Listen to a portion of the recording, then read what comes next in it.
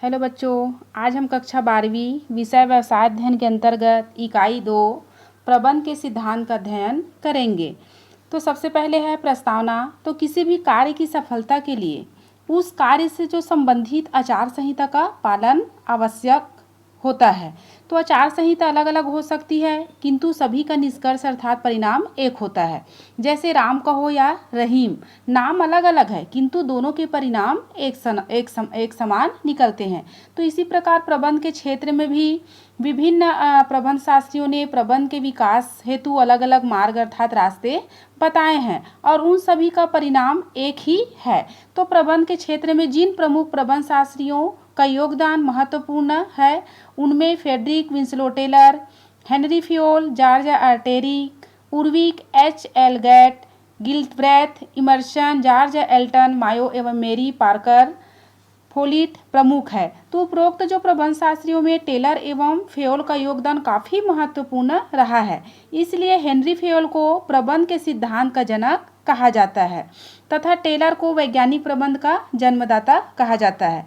तो प्रबंध के सिद्धांत का आशा एवं परिभाषाएं कुछ इस प्रकार से हैं।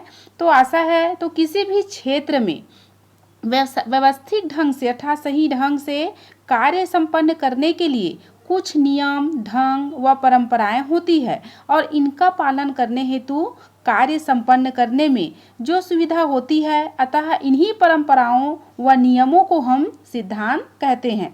तो प्रबंध के क्षेत्र में प्रभावी प्रबंध व्यवस्था व प्रबंध की सफलता हेतु कुछ मान्यताओं के आधार पर कार्य किया जाता है, जिन्हें प्रबंध के मार्गदर्शक भी कहते हैं। तो प्रबंध हेतु बनाए गए ये मार्गदर्शक ही प्रबंध के सिद्धांत है। तो प्रोफेसर मेजिन्स के अनुसार प्रबंध के सिद्धांतों का क्रमबद्ध अध्ययन उपलब्ध है जो प्रबंध के क्षेत्र में सभी परिस्थितियों में सत्य सिद्ध होते हैं। ये सिद्धांत चाहे व्यवहारिक संगठन हो, सरकारी संगठन हो या धार्मिक संगठन हो, चाहे सामाजिक संगठन हो, किसी अन्य प्रकार का संगठन हो, प्रबंध के सभी स्तरों में फोरमैन से लेकर उच्च प्रबंधक तक समान रूप से लागू होते हैं। कुंटज ओडोनेल के अनुसार तो प्रबंध ने के सिद्धांत का आशय इस प्रकार बताया है कि प्रबंध के सिद्धांत सामान्य मान्यता प्राप्त वे आधारभूत सत्य है जो प्रबंध से संबंधित कार्यों के परिणाम की भविष्यवाणी करने की क्षमता रखते हैं। तो प्रबंध के सिद्धांतों की प्रकृति एवं विशेषताएं कुछ इस प्रकार से हैं। तो प्रबंध के सिद्धांतों की विशेषताएं हैं तो सिद्धांतों की सार्वभौमिकता, दूसरा है सिद्धांत गत्यात्मक प्रकृति के अर्थात गतिमान प्रकृति के होते हैं, तीसरा है मानवीय व्यवहार पर केंद्रित होता है, चौथा है प्रबंध के सिद्धांत सापेक्ष होते हैं और पांचवा है समान महत्व और छठवा है कारण व परिणाम से प्रभावित। तो सबसे पहले आता है सिद्धांतों की सार्वभौमिकता। सार्वभौमिकता अर्थात सभी जगह विद्यमान होना। तो प्रबंध के सिद्धांत प्रत्येक संगठन, समूह व स्थान पर समान रूप से लागू होते हैं, चाहे वह सरकारी संगठन या संस्था हो या व्यावसायिक संगठन हो। इसीलिए हेनरी फ्योल ने प्रबंध के सिद्धांतों की सार्वभौमिकता पर भी बल दिया है। दूसरा है सिद्धांत गत्यात्मक प्रकृति को होते हैं अर्थात गतिमान प्रकृति के होते हैं।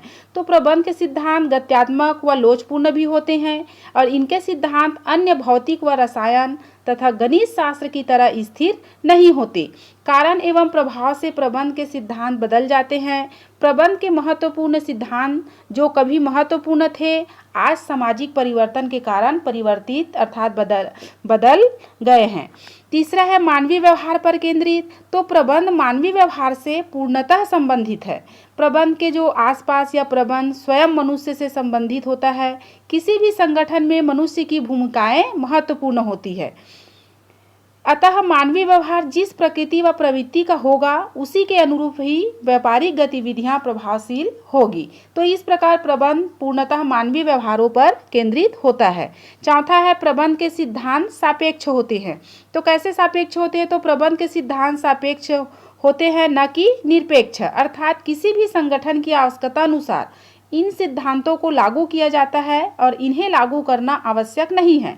तो प्रत्येक संगठन, समाज, संस्था की जो प्रकृति भिन्न भिन्न होती है, तो इसी भिन्नता के कारण संस्था या संगठन के अनुकूल सिद्धांतों को अपनाया जा सकता है। पांचवा है समान महत्व।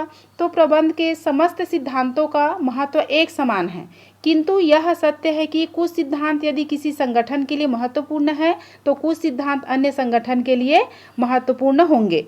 तो किंतु प्रत्येक संगठन में इन सिद्धांतों की भूमिका कुछ न कुछ अवश्य ही रहती है। छठवा है कारण व परिणाम से प्रभावित। तो प्रबंध के जो सिद्धांत सदैव कारण एवं परिणामों पर ही प्रभावित रहते हैं।